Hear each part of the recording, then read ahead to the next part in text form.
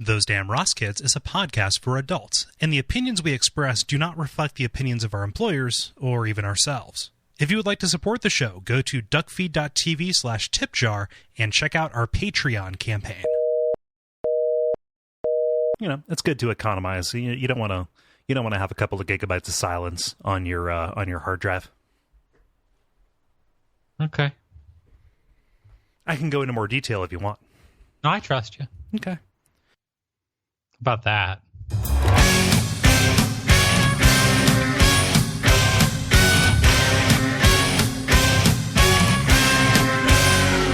Those Damn Ross Kids, a conversation between brothers, featuring Kris and Kole Ross.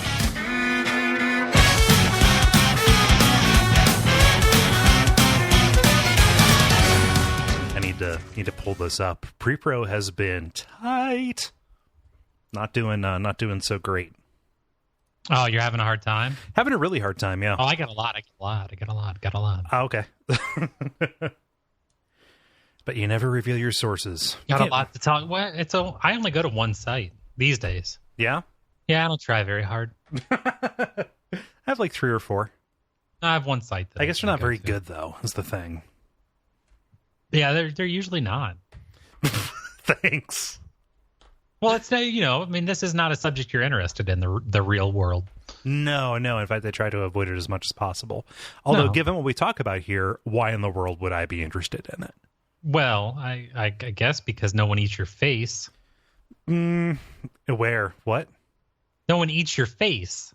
Isn't that what happens in Resident Evil? Dogs eat your face. They kind of like grab at your hand and they're like, "No, dog, no," and then you shoot them. Sometimes a knife frog will jump and take your head off with a claw. But so let me get this straight. There's a dog that wants to take you to show you something cool he found, and you shoot it. Yeah. Oh. Yeah. Well, I mean, you don't want the other dogs getting some kind of idea. Look, I found a dead raccoon. Well, you got to be a little bit less insistent. Nobody likes somebody so eager like that. Okay. Yeah. Okay. So what's happened in the last week, man? Anything good? I mean, we already talked about that duck stream thing, and that was good. No. I'm saying that in the week that's happened in the week that happened in the 10 minutes between when we recorded this episode. Oh, yeah. No, this is where you prognosticate. Oh, where I prognosticate. I believe this straddles Thanksgiving. Yeah, it is the beginning of December right now. So I can only assume that Trump will have somehow cloned Steve Bannon and put him on his cabinet twice. Okay. Yeah. Okay. I can only assume that 40% of the country has been nuked right now and is now a black shining piece of glass gleaming under the hollow winter sun. I'm probably just going to go to work. In that week? Yeah. Okay, cool. Yeah, I don't know. Hard not to be dark. You're riding that gravy train with biscuit wheels. Yeah, what's that from? That's from Kingpin. There we go. I like that movie a lot. Apparently not enough to remember that particular Bill Murray line. How do you know it was him? Because I remembered it after you said it. It sounded like I knew it was a Bill Murray thing, but yep. Definitely wouldn't be Randy Quaid. Man, it's really weird to think like, hey, that is a good movie, and I generally like the entire cast of that movie. But then you look at Randy Quaid and what he eventually became, a paranoid, shambling sex monster. Do you think that's meth? I have to assume that there's he is ingesting a lot of uppers, so he doesn't sleep and let the Jew mind control into his brain. His words, obviously. The Jew mind control? Yeah. Okay. Yeah. Some kind of Hollywood assassin. He's talked about Hollywood assassins coming after him. Yeah, it has to be. It has to be uppers. Probably mixed with a codependent enabler in his wife. Jew mind control sounds like something you take before you watch a 3D movie. Yeah, it's yeah. I have to assume it's that. But like all of his manifestos, we've talked about Randy Quaid enough. But like it cannot be reiterated. Most of his manifestos that he has made on the run are VHS sex tapes of him and his wife having sex and him talking into the camera about how his life is in danger, and that's why he hasn't paid taxes for 20 years. Well, it's better than blaming your DUI on Trump. Oh yeah, I saw that story too. Not good. Not a good look. No. I mean, I drank a lot. Not that night, but that next day. Did you really? More than usual for me. Yeah. I didn't. Yeah. I was shocked. Yeah. Yeah. It's just a coping thing. It wasn't the best decision, but I didn't fucking go drive. Yeah. I don't know. Okay. What show is this? Yeah, what show is this? This is Those Damn Ross Kids. Yep. Still ostensibly a comedy show. Still doing that. Yeah. That's the goal. Mm-hmm. Your name is? My name's Chris. My name's Cole. We're here to entertain your asses. Mm-hmm. Kinda. Sleepy times. Yeah, I am pretty sleepy. Yeah. Ever since that part of the country got turned into glass, it's been hard to sleep. The wind howling through the spires keeps me awake. Right. Yeah. Okay. So I'm going to read you a mystery. Okay. Because this is a story. Under different circumstances, Brian Schaefer's Vanishing Act on April Fool's Day 2006 might have been the ultimate prank. That year, the holiday fell on the first Saturday of spring break for students at Ohio State, where Schaefer was a medical student. He spent the night on a bar crawl with friends. Columbus's Ugly Tuna Saloona was the first and final stop.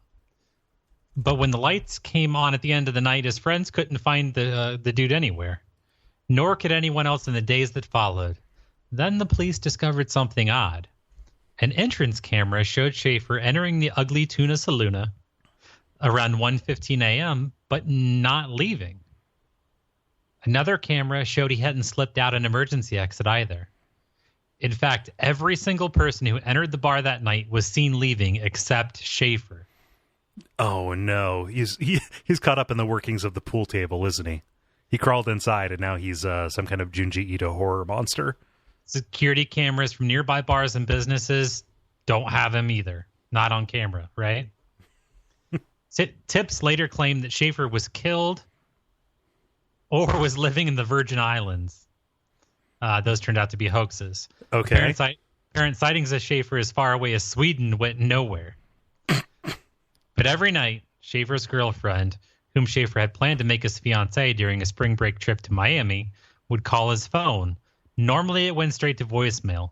But 6 months after Schaefer disappeared, it rang, pinging a tower in a Columbus suburb. That keeps hope alive. So 10 years ago, this dude disappeared. 10 and a half years ago. At the Ugly Tuna Saloona. On April Fool's Day. Of 2016. Yeah, he's 2006. Yeah, he's got a number one hoe. He's a medical student. Yeah, living it up at the Ugly Tuna Saloona, and then he's gone. Just up and done, gone. And so they've been able to ping the tower since. Yeah. So that means his phone probably still has charge because it's able to report into. Yeah, his 10-and-a-half-year-old phone. Yeah. Huh. I'm still not ruling out the pool table thing. Like, let's maybe even say like it might be like a kind of Narnia situation. Like he probably like crawled inside of the pool table and then just like went to a new dimension, some kind of different place. Yeah. I don't know. It seems like the ultimate, fuck you. Yeah. I'm out.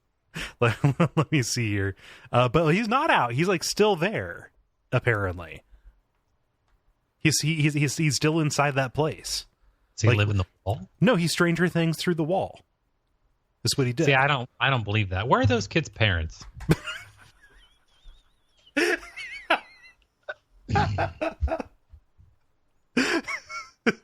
Are you calling the believability of Stranger Things into question? It was a different time. Think about how often we were allowed to roam free around the neighborhood, collecting box top bottle caps in the construction sites.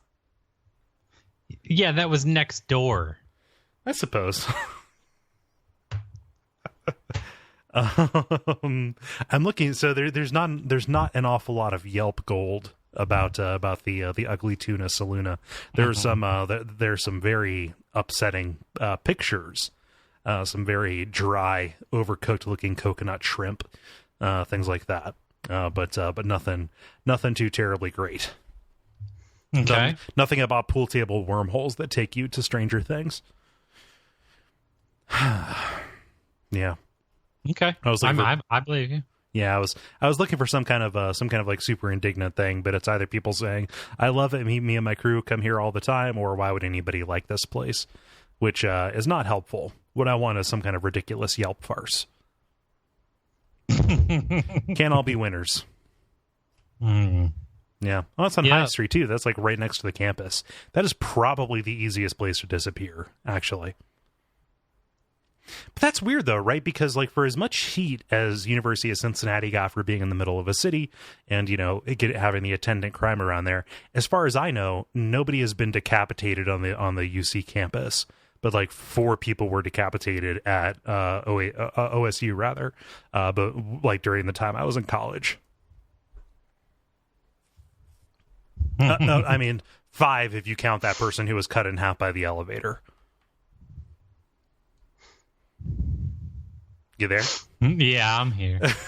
You're not listening. You're just trying to put together something in your head, aren't you? No, I'm not.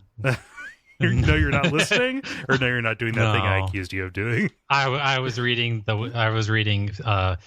bizarre singles ads. Okay, what you got? I'm sorry. What you got? My interests are Islam, reading, jihad, and fighting the cause of Allah. Huh. Kind of seems fake. Single white female, got to love farming. There's a website for that.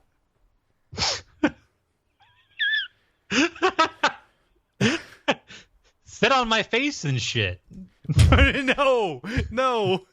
Me, the 70 plus. The punctuation of that sentence is so important. There's no comma. So it's not like there's no jaunty apostrophe use. Like, oh, just come over. You can sit on my face and shit. It is right. Sit on my face and shit. Shit. No, it's not that. Yeah. Anyway, me, 70 plus quadriplegic geriatric with diaper sniffing fetish. Uh-oh. You, carny midget with blue balls. Yeah, that's a juggalo. That's a juggalo who wrote that. Have Viagra, need woman. Anyone between 18 and 80. P.O. Box, Boise, Idaho. If you're rolling Scrabble rules on your personals, no proper nouns. Your name has to be Chair, because I'm going to sit on you.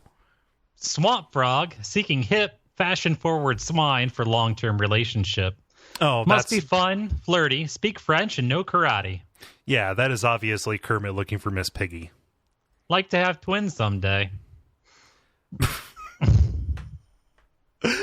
Chris, have all of these just been personal ads for fictional characters? Who's the diaper sniffing one? I don't know. Huh. Are they really? Are they just... That was Kermit, wasn't it?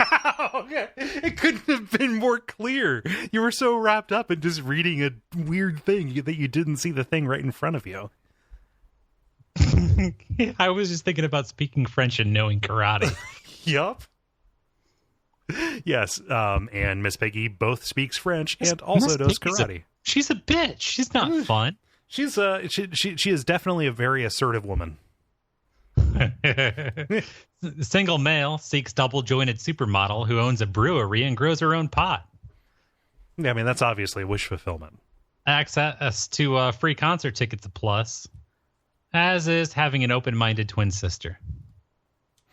Gross. I don't get that one, actually. I don't get the twin thing. Oh, you don't like that? Hey, do you want to commit incest for my for my amusement? I think it's a control thing. I'm like most sex stuff is a control thing. I mean, yeah. Got any others? Looking for anime buddy. Okay. MF in St. Louis looking for someone to view, discuss anime with. Likes history, sci-fi, fantasy, adventure, action, horror, anime. Dislikes most mecha, sports, romance anime. Hates moe and shota lolicon. No hentai, yao, or yuri. Likes same in manga. Will debate anime for ridiculously long time. I'm open-minded to anything once. Loves J-culture, especially fashion. Doesn't cosplay, but doesn't mind others doing it well. Let me be the judge. I will sit. I'm not into cosplay, but I can appreciate someone who does it well. Let me be the judge, okay? Yeah, we'll go to theatrical releases of anime. If interested in becoming an anime buddy, please email me at... Yeah, anime buddy sounds like it would be printed on a t-shirt at a Goodwill that never gets bought. I don't know. It's just okay, if I found a t-shirt that said anime buddy, I would probably buy it just to hang on a wall. Fuck, always to buy my own petard. This actually is like something you would write. What? Abstracted male seeks companion for both sexy and non-sexy times. Intelligent, unsophisticated, makeup-free, and slim reasonably. Any nationality. Good native English, please. What the fuck does abstracted male mean? I'm tall, youthful, and well-endowed. A philosopher type, 70% recluse, 30% amazing dancer. Okay, that last part sounds like me. Have no problems finding friends or lovers, but keep dreaming of a magnificent combination. This person sounds like an asshole. Why would you say it sounds like me? A philosopher type. 30% recluse, 30% amazing. Yep. And intelligent, but not sophisticated. Right. Okay. Or polite or whatever. Makeup free. No tattoos or scars. Who's gonna miss you when you're gone? Did you have any signifying marks? Do you have no one in this world? Did you tell your parents where you were going tonight? Jeez. Dental records. Have any? I just for my collection. See, I'm writing a coffee table book, you see. Christian woman looking for Christian man partner who is sympathetic with women, with a woman who has a mental illness and hears voices but is self-controlled. I mean, if you realize it, I guess you're self-controlled and you're upfront about it. That's not that is not a particular bubble that you want to get in the gachapon machine out in front of Walmart. Yeah. Nope, here it is. Here's Kole's. Oh, Jesus. I'm not gay. I never was and never will be gay. Just because I make a noise without knowing it does not mean that I'm gay. I have 5 children, and I was married for several years. I'm having brain surgery this year to make me stop making the noise. No women will go out with me because I make that noise. Because I make the noise. I can't help making the noise. What's the noise? It's the noise. You brought the noise without the funk. So that he could have the surgery to take out the noise, or could have funk implanted. Yep. Can I get the funk implant? Oh, God. In this awesome cyberpunk Shadowrun future, can I get the funk implant? I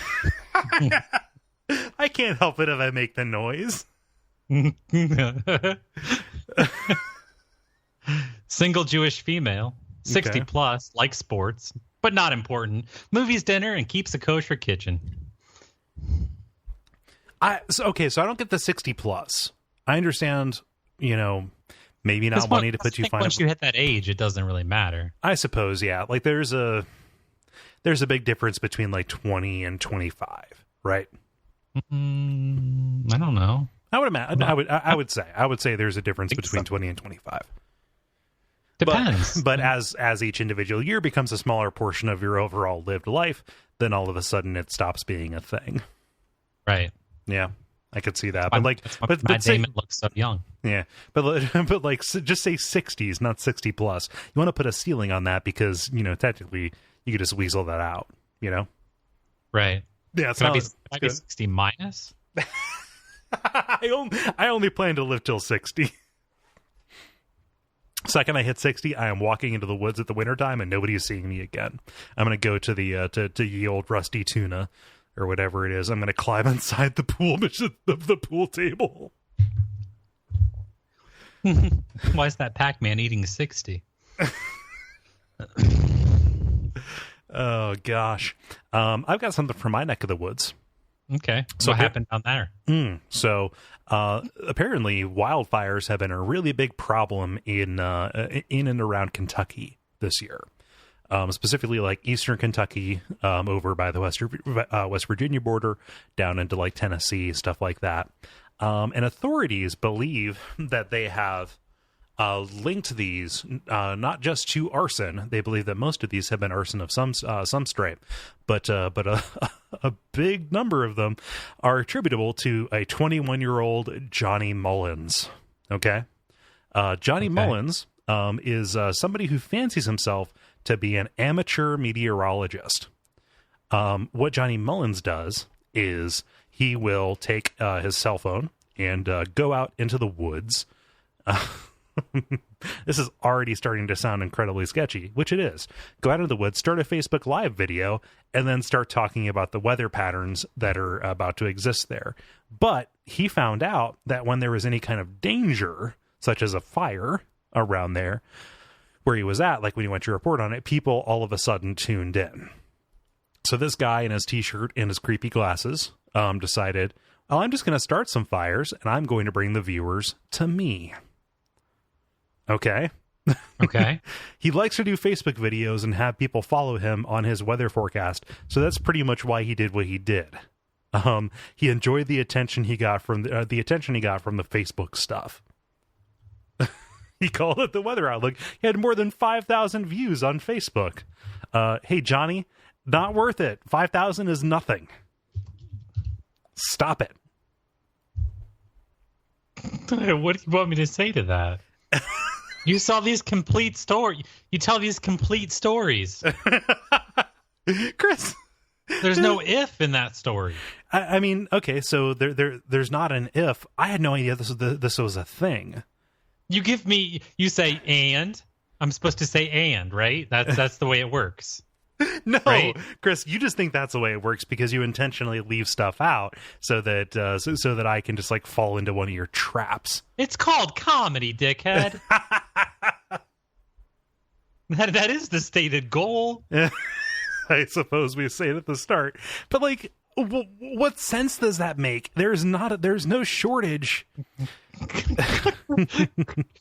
Christ, this is like a spot the fake every episode.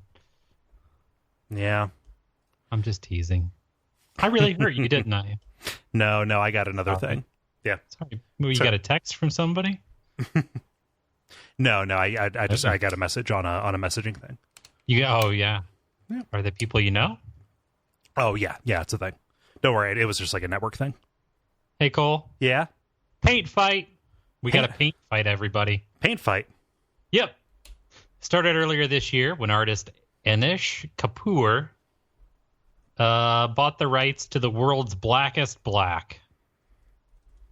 That means that Kapoor is the only artist in the world allowed to paint with a black that was created with nanotechnology for military purposes and absorbs 99.96% of all light. Other artists were like, it's black.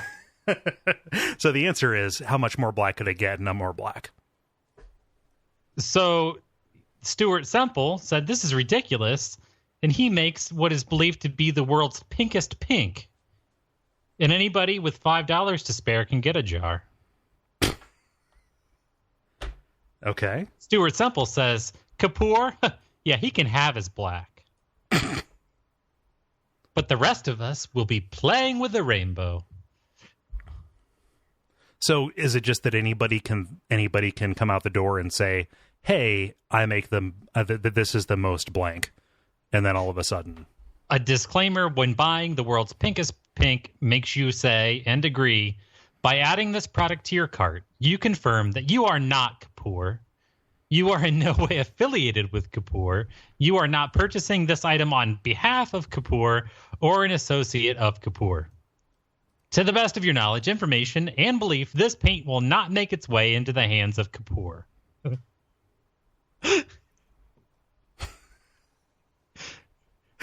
I don't get it. There's just some guy says, oh, no, I have the blackest black, and you can't use it. Somebody else is like, well, yeah, okay, screw you, buddy. Now you can't have pink. They're playing Risk with the color wheel, Cole. I suppose. All of a sudden, nobody has access to this stuff. It has all been bought up by the richest kings in Europe. That's crazy. Huh. You're going to be painting on a white canvas with the whitest white? In Trump's America, maybe. Well, I mean, only that will be allowed. Huh. Because he'll have all the gold. Oh, of course. Yeah. Just, ugh. Dude, they showed the Japanese thing where he's meeting with the Japanese prime minister in his reception room in Trump Tower. It looks like one of Saddam's palaces. Yeah, it is. It looks like straight out of Borat. It is uniquely upsetting to look at the inside of any building where he resides. Really awful. I don't know how you live in that. I don't know how. I don't know. I don't know how you pay all that money to live in what looks like someone took a gold like, I don't know, gold tempera paint. Is that what you call it? I don't know. Like there's tempera acrylic. Some sort of gold acrylic paint to the Golden Girls set. It is. It does look like an awful lot of grandma furniture, doesn't it? Right. Yeah. It's like a lot of clawfoot kind of stuff. Yeah. Yeah. It's not good. No. Yeah, I think he has a clawfoot shoe tree or something like that. It's real gross. Clawfoot shoe tree. Yeah. No, and so that's a weird thing too, because if you look at the inside of just do a Google search for Rush Limbaugh apartment stuff, something like that. Rush Limbaugh has the exact same the exact same kind of taste in interior decorating. Right. Everything is gold chintz, filigree kind of stuff. Yeah, from behind the golden microphone at the top of the EIB tower. Yeah, from behind a golden Electro Voice RE20. Yeah. Yeah. From behind the golden microphone. Yeah, a little bit ostentatious. Tower. Ugh. That's what he says. Does he still? Yeah. Is he a thing still now? I thought Alex Jones ate him and absorbed his power. Did you know that Rush Limbaugh was floating a theory that Chelsea Clinton's apartment was actually an emergency room?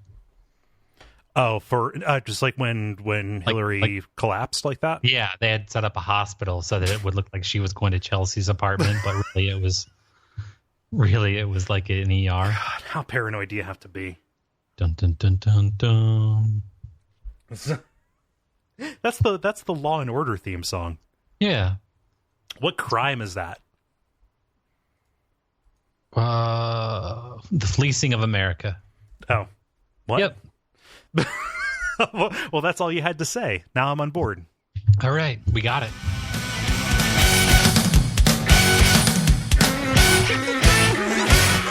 This has been Those Damn Ross Kids.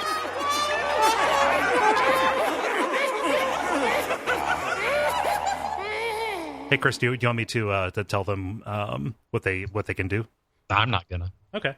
Like us on Facebook. That is facebook.com/thosedamnrosskids. Additionally, we're on Patreon, patreon.com/Duckfeed.tv. And check out our back catalog. We recently added all of the shows, all of the previous episodes, some of which had fallen off. They're now available if you want to go back and pick and choose from a time and place. And those are at thosedamnrosskids.com. Did I miss anything, Chris? No, you got it. All right. Sorry, America.